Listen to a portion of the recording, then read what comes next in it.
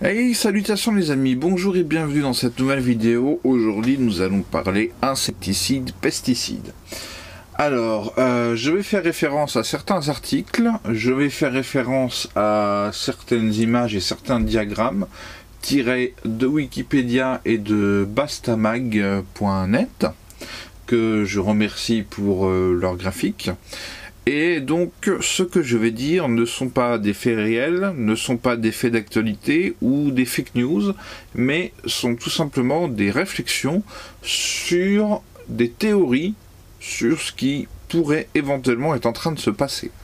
Voilà, ça, au moins les choses sont claires, les choses sont dites, et on peut y aller tranquillement sans se faire striker par YouTube, parce que ça m'est déjà arrivé.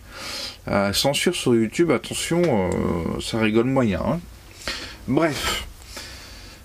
Premièrement, je voulais dire à toutes les personnes qui, en achetant leurs légumes, disent « Oui, il faut bien faire attention, il faut bien les laver, et il faut surtout enlever la peau parce que c'est là où on a les pesticides et les insecticides. » Alors j'ai envie de dire faux, nul, zéro.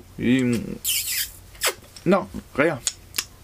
Par exemple, les graines de semences vendues par Monsanto, entre autres, sont enrobées déjà d'un insecticide, notamment des nicotinoïdes, donc c'est-à-dire qui proviennent de la nicotine, parce que pour information, la nicotine est un insecticide, donc c'est-à-dire que la plante germe et pousse avec. Donc en fait, l'insecticide est contenu directement dans la plante. Donc on a beau l'essuyer, on a beau la laver, on a beau enlever la peau, les insecticides sont dans le plant, dans le fruit, dans tout ce que tu veux, dans le légume, mais le laver ne fera rien, si ce n'est enlever la terre. Ensuite, on va regarder deux graphiques qui sont très intéressants. Le premier graphique de Wikipédia pesticides que je vous mets ici, qui est très intéressant.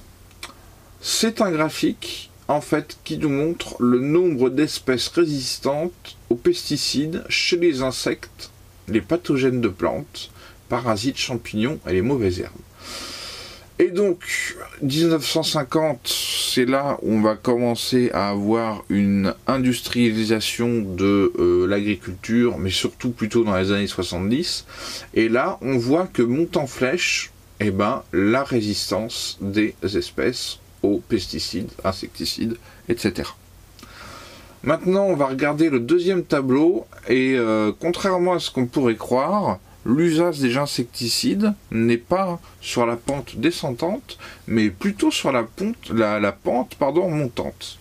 Alors ici, nous avons un graphique qui nous sert de base et qui va de 2009 à 2018. Je suis désolé, j'ai pas pu vous trouver un peu plus récent. Et qu'est-ce qu'on voit? On voit que ce soit les herbicides, les insecticides, haricides, les fongicides, bactéricides, enfin bref. En fait, tout est en augmentation, c'est-à-dire qu'on en met de plus en plus. Donc, voilà, je trouvais que c'était quand même un fait important à mettre en valeur, que l'utilisation des pesticides en France est en augmentation, et pas du tout en diminution. Après, je parle pas des trucs bio, hein. Là, je parle vraiment du truc traditionnel. Donc, en gros, on embourre de plus en plus de la saloperie, donc faut pas s'étonner après d'avoir la chiasse, d'être malade, etc. Voilà. Je pense que ces faits, qui sont encore une fois une réflexion personnelle et non pas une vérité pure, vous auront été utiles. Et puis, surtout, n'hésitez pas à débattre dans les commentaires. Et surtout pour ceux qui auraient des sources d'informations plus récentes, avec des tableaux qui iraient jusqu'à 2020, mettez-les en commentaire, ce serait vraiment super top. Ça permettrait de contribuer à notre discours et à ce qu'on puisse avoir des données fiables. Voilà, je vous invite aussi, bien sûr, quand vous aimez la vidéo, à vous abonner, à mettre le petit pouce, à mettre la petite cloche. Comme ça vous permet de suivre toutes mes vidéos. Vous inquiétez pas, hein, j'en poste pas à 20 par jour, hein, c'est un rythme assez raisonnable. Et puis je vous invite aussi à aller sur le Facebook qui porte le même nom que la page YouTube, donc qui est Connaissance et Liberté avec le EEST, hein, c'est pas une faute, c'est volontaire, puisque de la connaissance naît la liberté. Voilà, bref, j'en ai trop dit. Merci d'avoir regardé jusqu'au bout. Portez-vous bien les amis, soyez bienveillants les uns envers les autres et prenez soin de vos anciens par ces temps difficiles. Ciao.